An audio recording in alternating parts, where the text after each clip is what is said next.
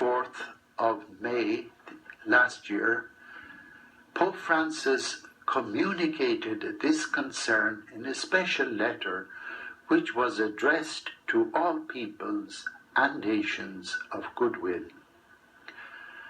This letter turns our attention to the urgent need to respect and to care for our common home as one human family. We call it the environment. That common home is the earth with all its God-given gifts.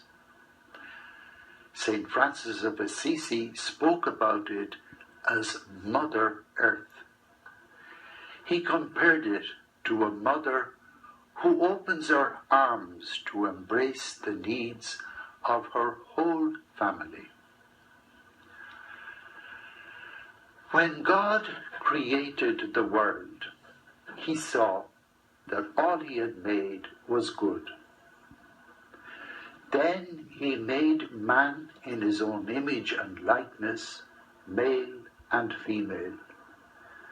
In this way, man was appointed to be responsible, to ensure that God's gracious gifts would be shared equally among our one human family.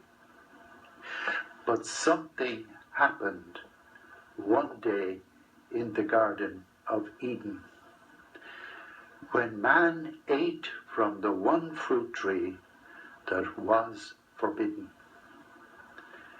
From that moment, he knew that he had disobeyed his Creator and that he had broken his trust with God.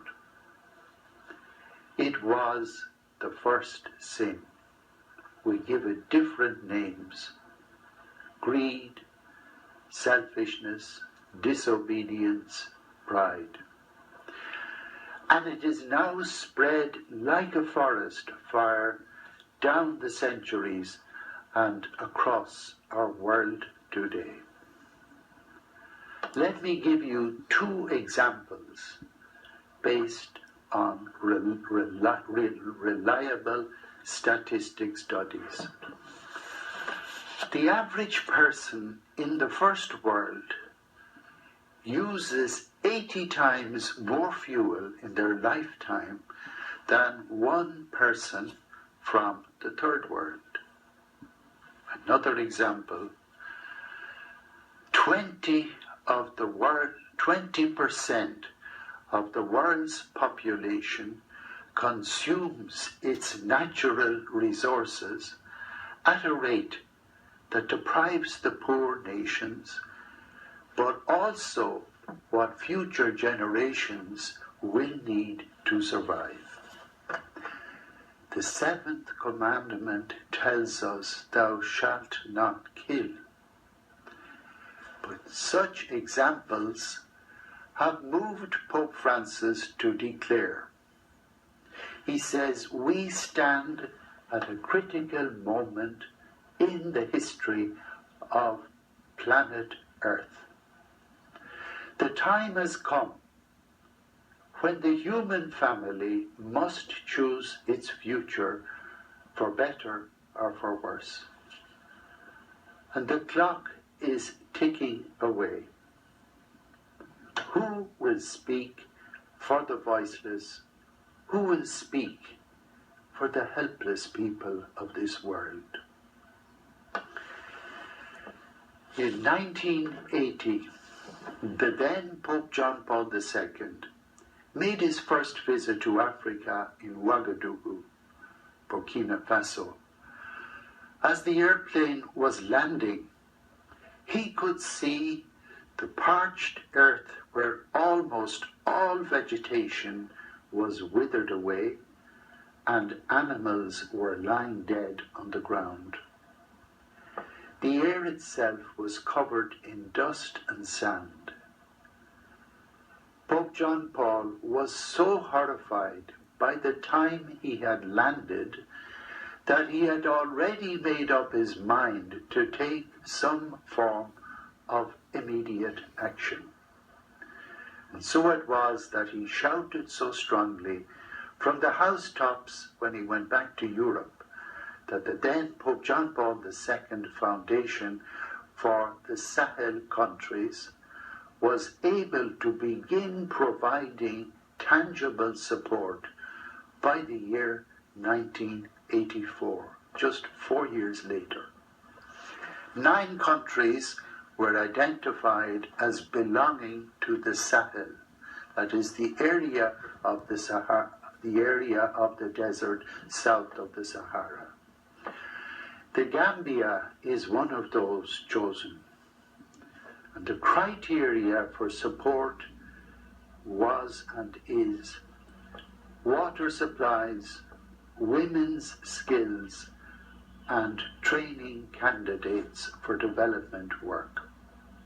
Most of the funds for all of this were provided by 2 bishops' conferences in Europe.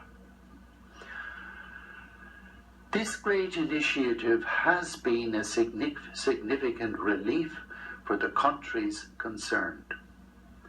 However, the battle of trying to turn back the irreversible movement southwards of the Sahara Desert has become beyond our human limitations. In the meantime, efforts are now being made to identify some of the causes which we have witnessed in recent years.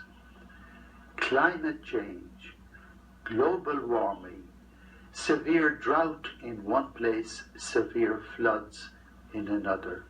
Just 2 days ago, we heard of the awful flooding in the northwest of England, and the same going on way down in Brazil, Paraguay, and Argentina. Very serious flooding. At the recent summit conference in Paris just a few weeks ago, 198 world leaders took part. For the first time, a large number of leaders from the developing world came to this meeting and made it possible to achieve more positive results than in former meetings. These leaders were able to put pressure on the countries that have been mainly responsible for the inequality of Mother Earth's resources. It is good to know that things now really are beginning to happen.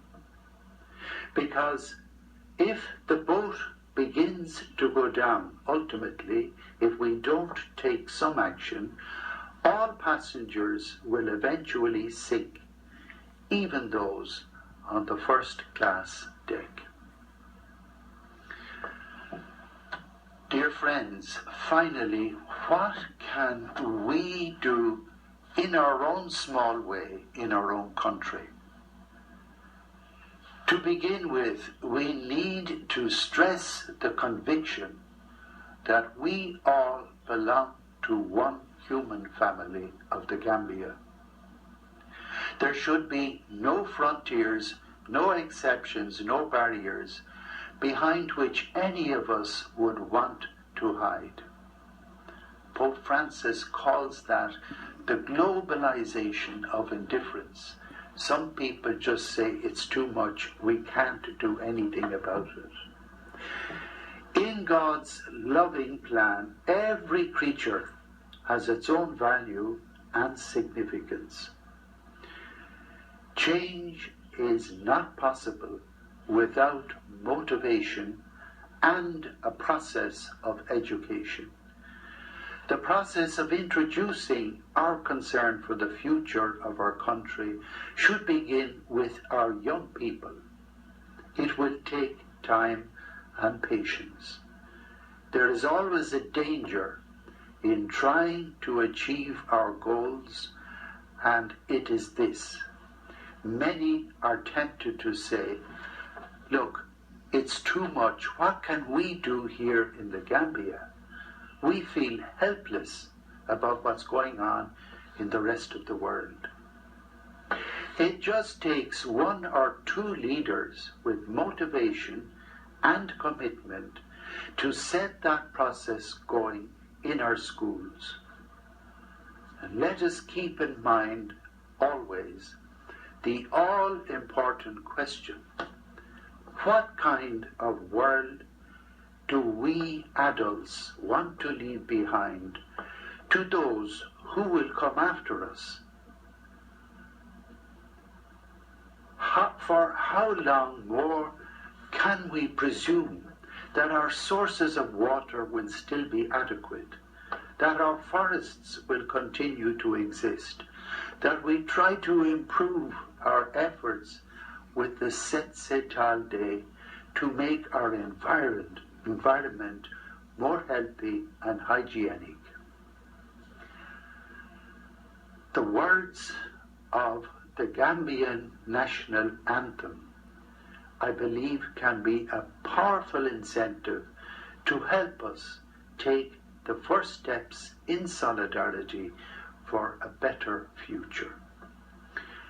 For the Gambia, our homeland, we strive and work and pray that all may live in unity, freedom, and peace each day.